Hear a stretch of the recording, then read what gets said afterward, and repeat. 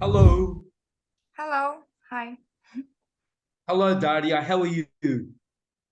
I'm doing great. And what about you?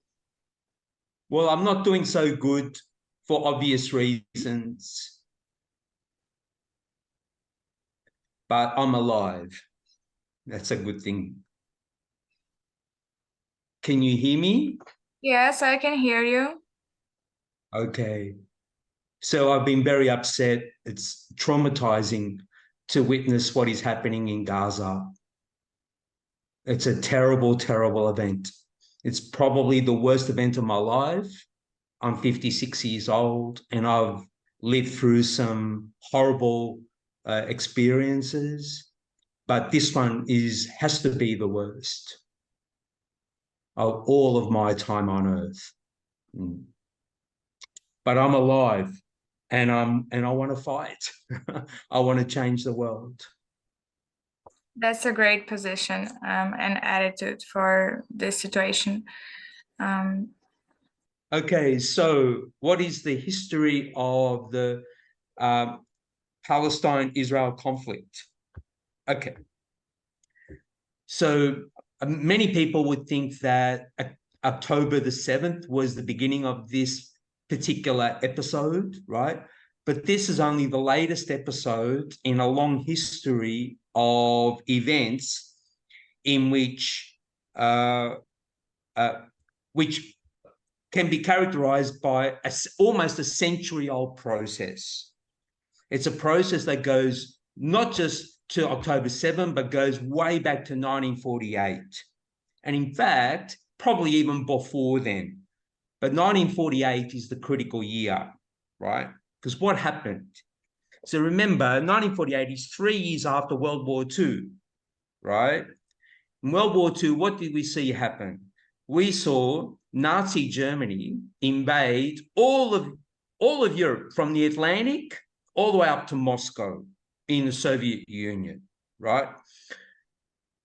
Nazi Germany occupied the vast, in fact, almost all of Europe, from the Atlantic Ocean to Moscow. They got to Moscow in December of 1941, and they almost made it into the city, right?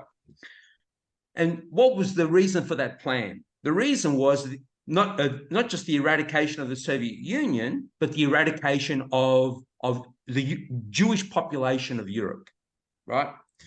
So that was in World War II.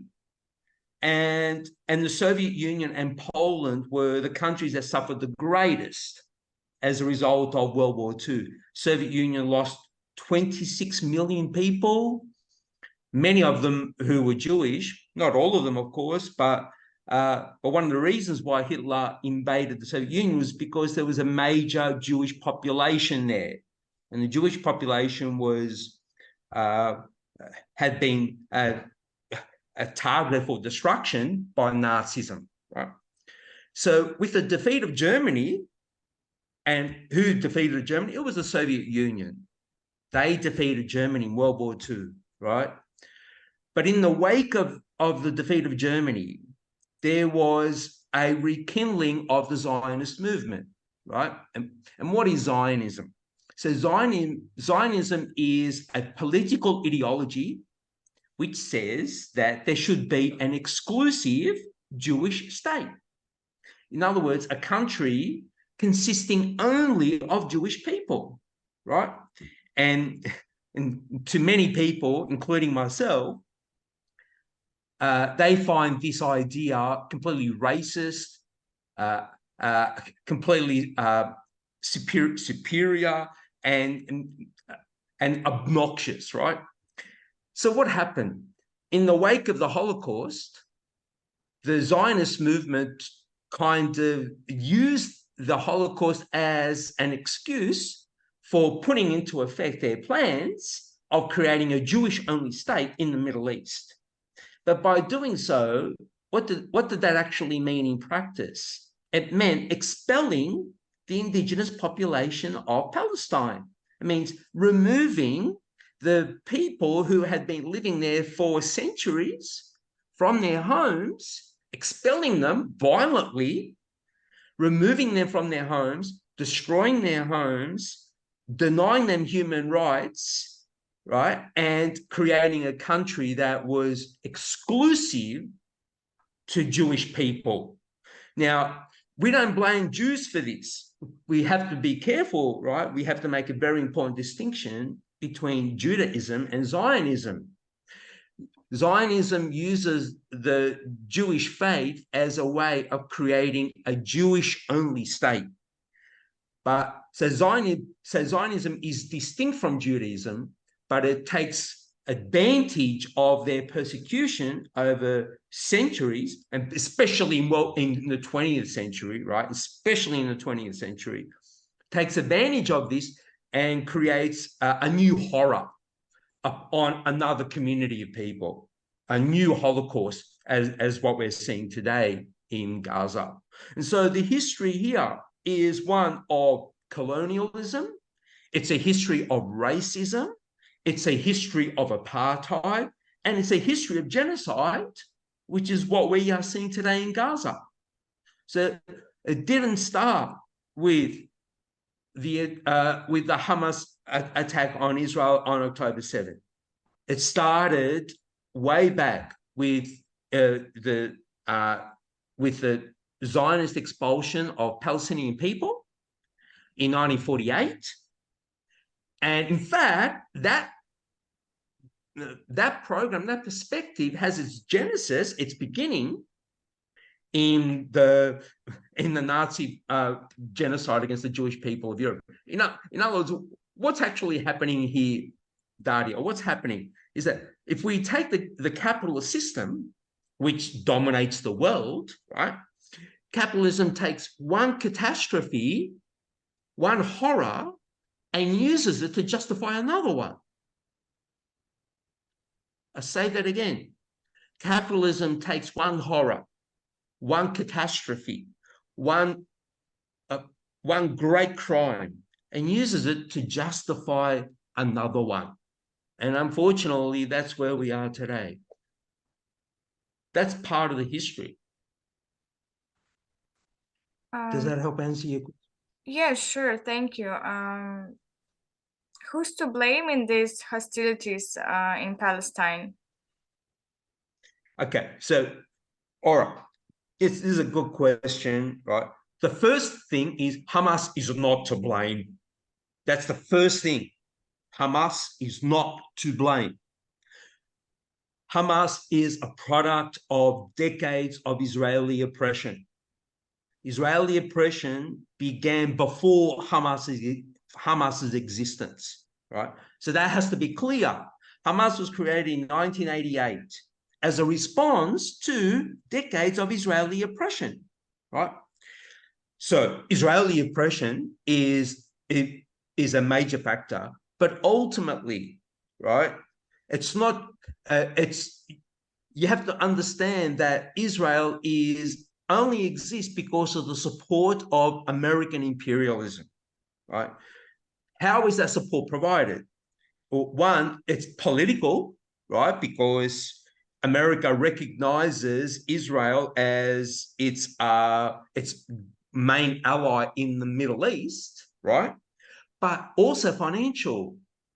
Israel obtains most of its financial budgets, its military budgets from the United States, right? In other words, primary responsibility for what is happening in Gaza today and in Palestine rests with American imperialism. And why? So what are the objectives of American imperialism in the Middle East, right? It's destabilization, right? American imperialism cannot exist without suppressing its targets. And those targets, they include Russia, right? As we see through the Ukraine proxy war. America has never been at peace for the last 30 years, right? If we think about, all the wars that it has engaged, which it has initiated, which it continues to support. So we see the destruction of Gaza.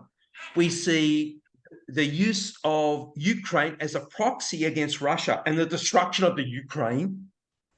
We see the destruction of Libya, Iraq, Afghanistan, Yemen, right? American imperialism cannot be at peace. It can't. And so what you have, ultimate responsibility for what we see in Gaza today rests with American imperialism, right? And the crisis of American imperialism. So why does America have to go to war? Because of its decline of its economic position, right? America is no longer the preeminent economic power of the world. And because of that, its ability to attract profits from the world economy are compromised without destruction on what it perceives to be its rivals. And so ultimately the responsibility is with American imperialism. Yeah. And that's why what are the implications of that? The implications are that any change in Palestine has to involve the American people. The American people are central to a progressive resolution to this catastrophe. And so because of this conflict, do you think that World War III can be possible? Yes, it's possible, but not inevitable. Possible, but not inevitable. But it is certainly a major threat. So how do I see things playing out in Gaza, and why is this such a critically important event for the world? Why, right? Because by the United States, in its role on the United Nations Security Council, on the United Nations General Assembly, at every time a proposal has been put forward for a ceasefire, it has vetoed that ceasefire. So it does not allow the United Nations to exercise any ability to demand a ceasefire, right? So why? Well, so this event is really critical in understanding the world and the politics of today, right? What countries have put forward a ceasefire, at least to maintain some kind of humanitarian corridor, to at least provide the basic necessities of life for the Gaza people, right? And the United States has blocked it. And this is what I think, right? I suspect that the reason why they are blocking any attempt at providing basic humanitarian care for the people of Gaza is because they want to create a confrontation with other countries who may want to provide assistance. So by blocking any assistance being delivered, food, water, medical supplies, basic fundamentals of life, by preventing that, they are making a provocative case against the rest of the world who may want to provide some kind of humanitarian aid to the people of Gaza. And so what they're saying is what's Washington saying?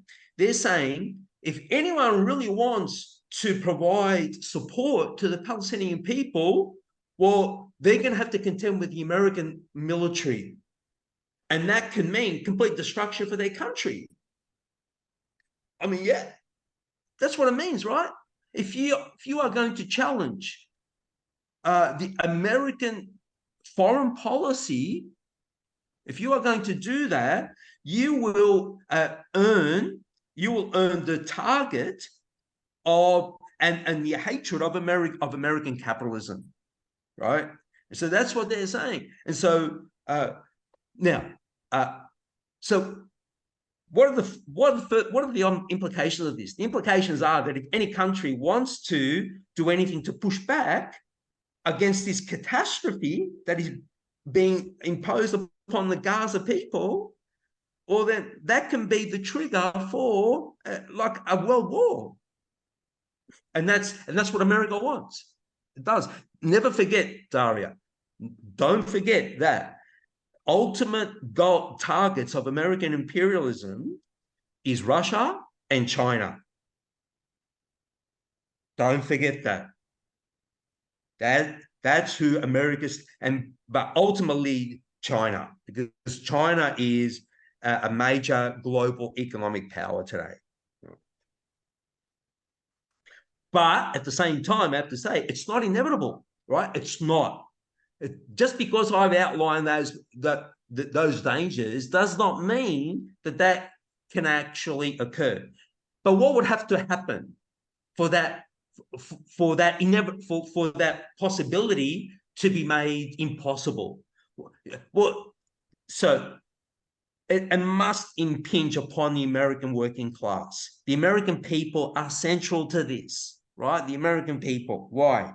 Because they are, because their taxes sustain the American government, right? Their labor provides the weapons for the American manufacturers to produce weapons of mass destruction, right? And so it's up to the American people and the American working class, right, I guess, to rise up. It has to be an American revolution. It has to be. Biden and the Republicans are on the path to complete genocide. They're on the path to world war, right? And as long as you recognize that, everything else fits into place. Once you recognize that important fact, everything else fits into place.